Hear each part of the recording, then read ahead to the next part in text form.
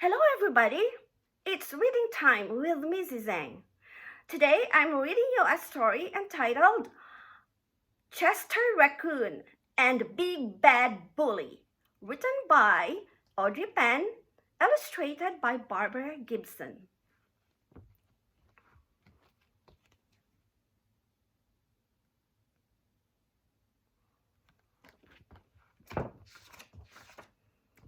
Chester Raccoon stood in front of his tree hollow looking gloomy.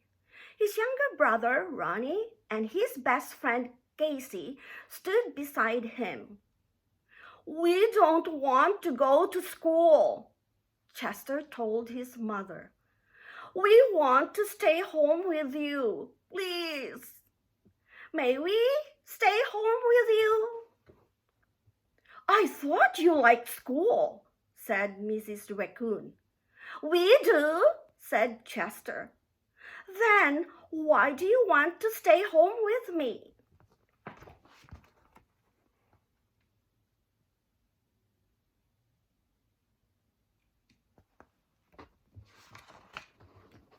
Chester lowered his head and shuffled his foot.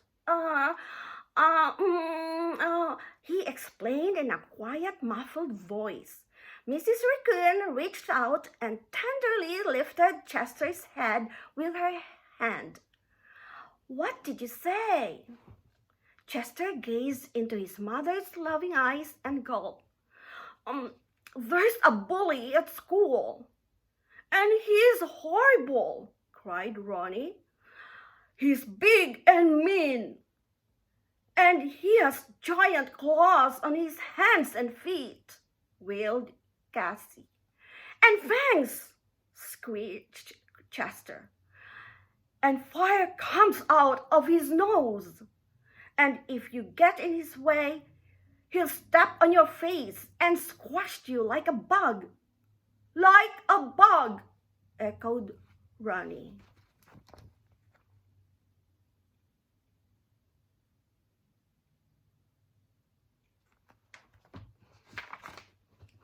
"Oh my, he sounds very scary," said Mrs. Raccoon. "Bullies can be very difficult. I'll tell you what," she told the frightened cubs. "I'll walk you to school and back. Then we can decide what to do about this bully." When the raccoons reached the school tree, Chester tugged on his mother's arm. "That's him! That's the bully!" He pointed a trembling finger at a badger standing by the pond. "Isn't he awful? Isn't he the most scary-looking bully you've ever seen?"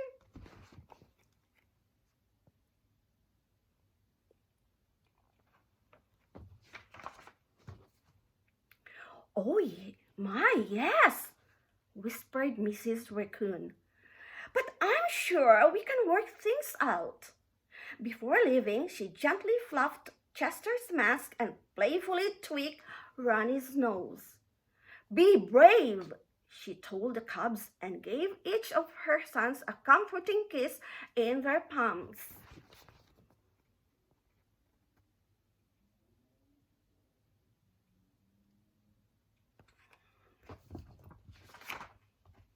After school, Chester, Ronnie, and Casey told Mrs. Raccoon how the badger bullied his classmates at recess.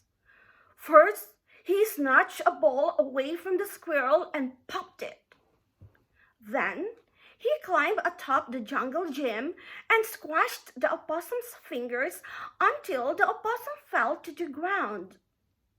Then, he spooked a doe who bumped into the skunk, who got so scared that he sprayed and stunk.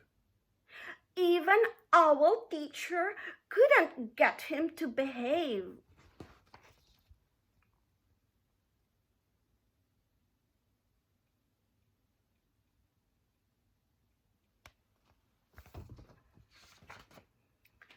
Sometimes animals are bullies because they don't know any other way to be, explained Mrs. Raccoon.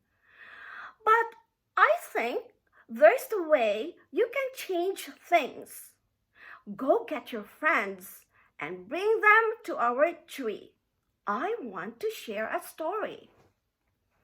A few minutes later, a crowd of eager young forest animals stood at the base of Chester's treehouse, and Mrs. Raccoon began her tale.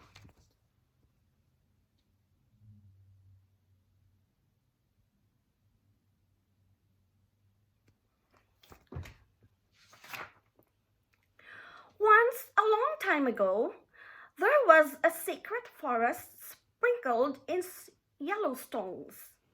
The stones were round and polished, big and little, and smooth enough to hold. Every animal in the forest collected and treasured them.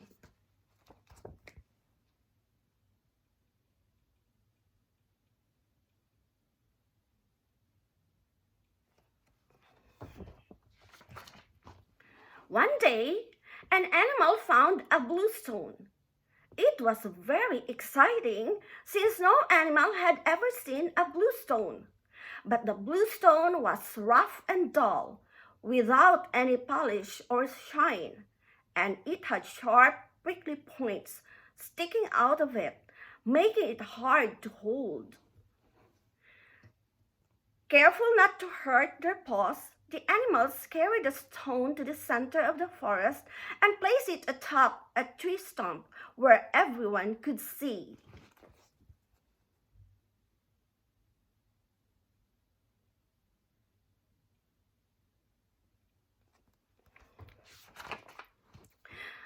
Perhaps the stone is blue because it popped out of the ground too soon, suggested a fox. So the animals waited and watched for many days and nights to see if the blue stone would turn yellow. But the stone remained blue, and its outer shell remained sharp and pointy. "I believe the stone is blue because that is the color it is meant to be," said a very wise snake. "Therefore, we shall treasure the blue stone for the color it is. But if we want to hold the stone, as we do our yellow stones, we'll have to work together to smooth its outer shell."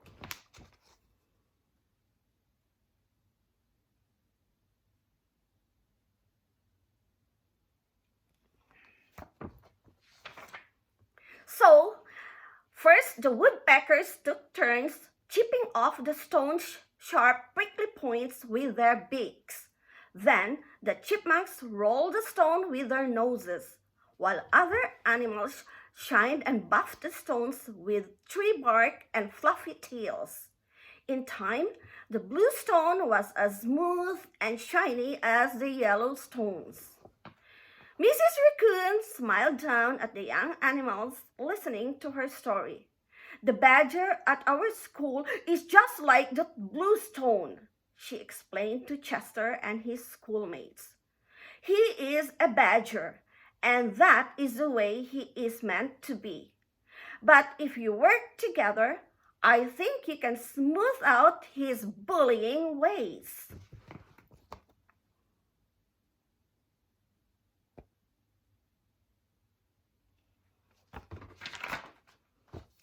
The next day at school, when the recess bell rang, all of the little animals went outside together.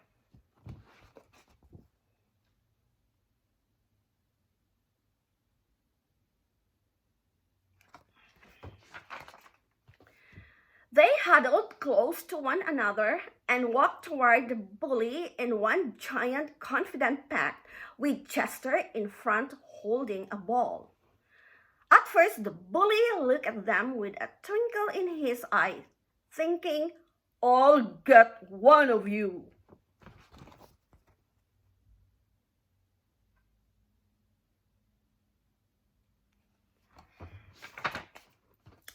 But as the pack got nearer and nearer to him without a hint of fear, the badger's expression changed. His eyes widened. His jaw dropped open. His knees grew weak and wobbly. Suddenly, it was the bully who was scared. He He began to whimper and squeal, and he thought, "They're coming to get me back." But there was nowhere to run. He just stood there with his back up against a tree as his schoolmates drew closer and closer and closer.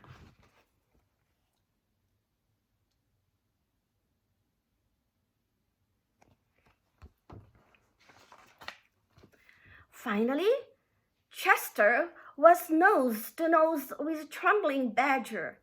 He narrowed his eyes and looked as serious as his little furry face would allow.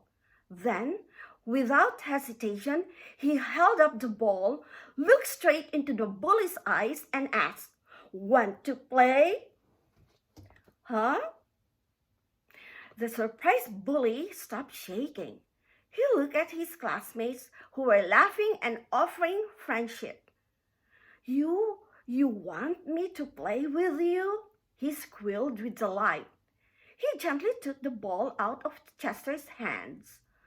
"Okay," he told them, "I'll play."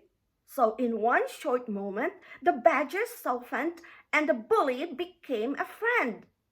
The badger didn't need to bully anyone ever again.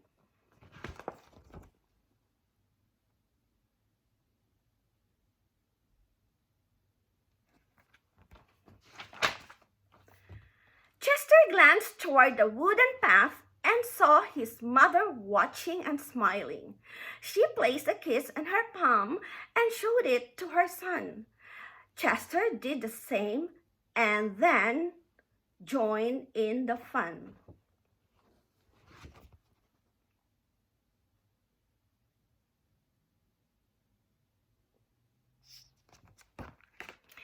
The end.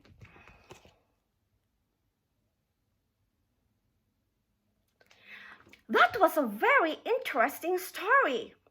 We learned some tips on how to change a bully into a friend. That's all for now. Take care.